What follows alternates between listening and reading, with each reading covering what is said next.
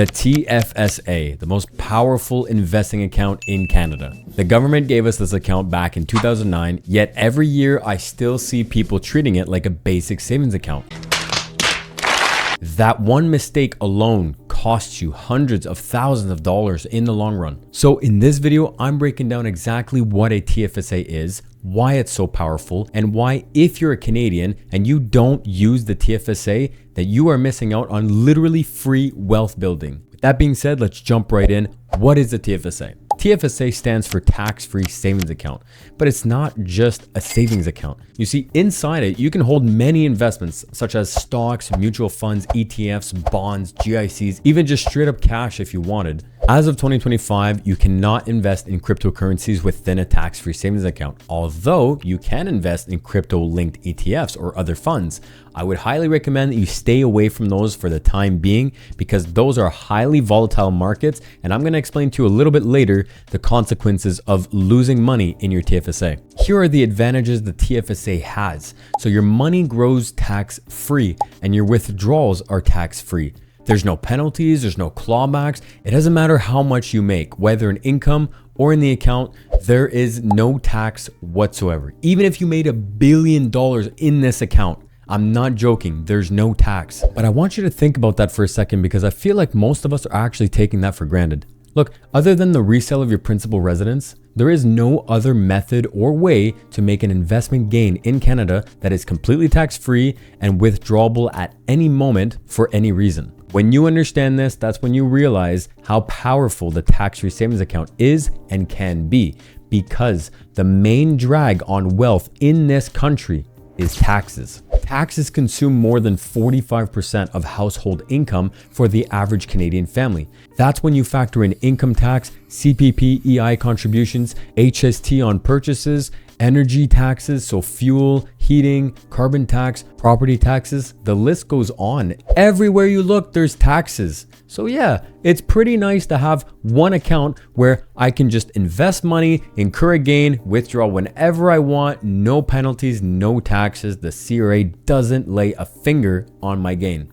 Pretty nice. So now let's talk about the eligibility and contribution room. So the TFSA was introduced in 2009 by the former Prime Minister Stephen Harper's government.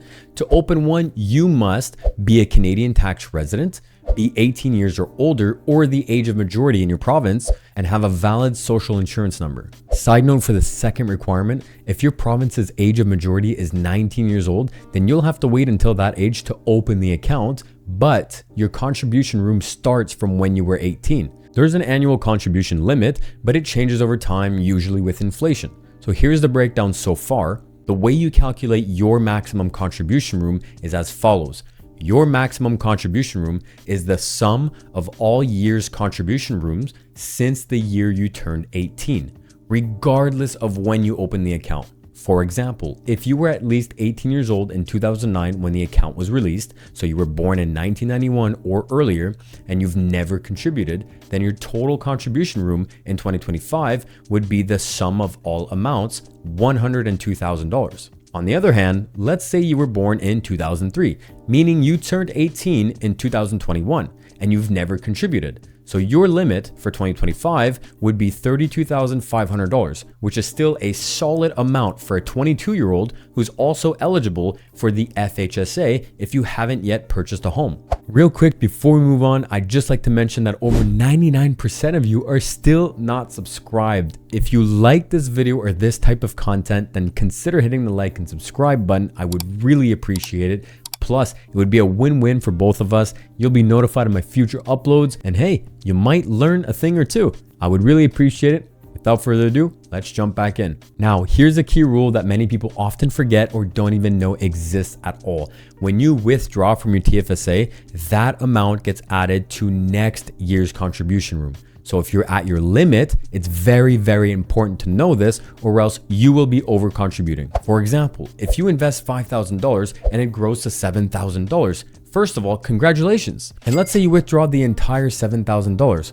Well, next year, your contribution room will increase by $7,000 on top of what the government announces for that year. So now you've permanently gained $2,000 of new contribution room. But be careful, because the opposite is also true. If your $5,000 drops to, let's say, $2,000 and then you withdraw it, you've now permanently lost $3,000 of contribution room. So avoid investing in the markets if you plan on cashing out very shortly. Now let's compare what happens in a TFSA versus an unregistered account. Let's say you invest $20,000 into an index fund, averaging 8% per year. Now, after 10 years, that amount grows to $44,510. You've just earned over $24,500 in capital gains. In a tax-free savings account, listen, it's very simple. You keep it all. There is no tax. But in an unregistered account, half of that gain is taxable because of the way capital gains are taxed. So let's calculate how much that actually is. For someone earning $60,000 a year in Ontario, their marginal tax rate is 29.65%. So you take the gain and you divide it by 2. That amount is your taxable capital gain. So this amount gets added to your income and will be taxed at your marginal rate, which means you will owe $3,634 in taxes for that year. So your after-tax gain becomes $20,876. Now that is $3,634 lost to taxes for the same exact investment. And that gap grows massively over time.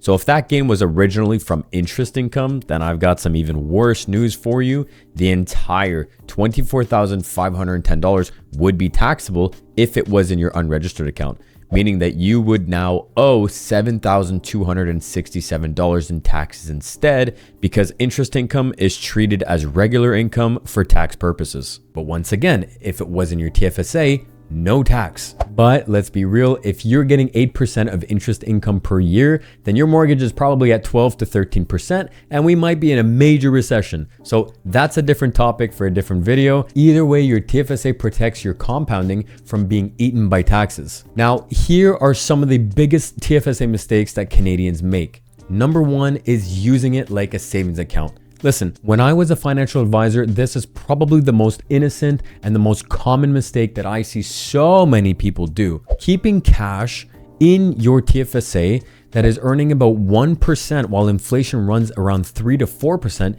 means you're losing money. And banks can't offer you more than this because your cash is liquid. It's not invested. You see, the banks are making money from using your deposits and then loaning it out to someone else at a higher rate. So if your money is not invested and remains accessible at all times, then they can't rely on it. That's why treating it like a savings account will only earn you about 1% or less, which is a huge mistake. Number 2 is not investing early. Compounding rewards time. Every year you wait costs you exponential growth. You might not see it early on, but trust me, as time goes on, you see the effects. Number 3 is day trading inside the TFSA. If the CRA thinks that you're running a trading business, they can and they will tax your gains. Number 4 is not understanding withdrawal rules.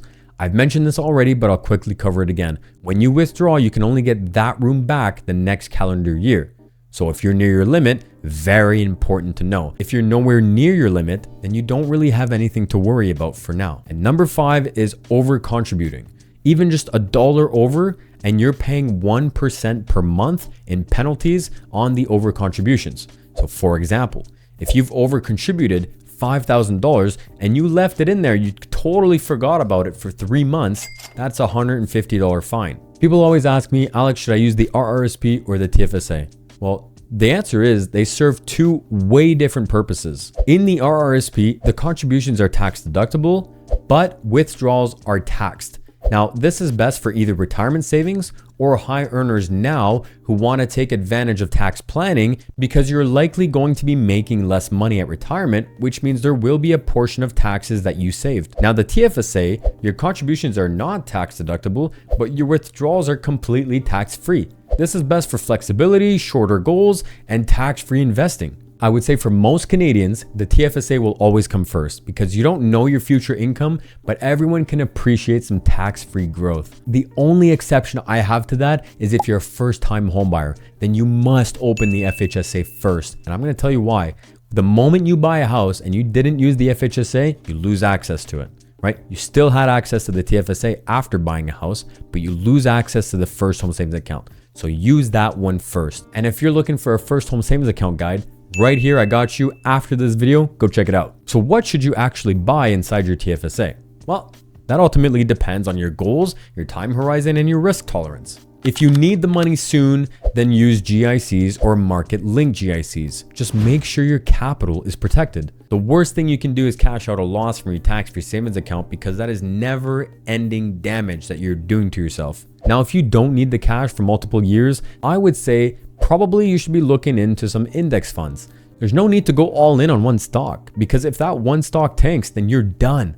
Index funds, ETFs, or mutual funds, your cash is allocated across sometimes hundreds or even thousands of companies. So if one tanks, you probably won't even notice. Now, when investing, think long term. Like what company or what industry is going to be bigger than it is today in 10 years or so? Personally, I love innovation ETFs like tech, AI, clean energy, because those are super trendy hot topics today in 2025, and they're probably going to be a lot more advanced in 2035. So that is one of my go-tos. ETFs gives you low fees, diversification, and steady long-term compounding. The goal isn't to gamble. The goal is to let compounding do its thing. The longer you're invested, the more you're going to make, the more that investment gain will then return you. Over time, you're going to make huge profit, and every single dollar you make inside that account is completely tax-free. It is the only way that you can make an investment gain completely tax-free, withdrawable at any moment for whatever reason that you want other than the sale of your principal residence. It's incredibly powerful.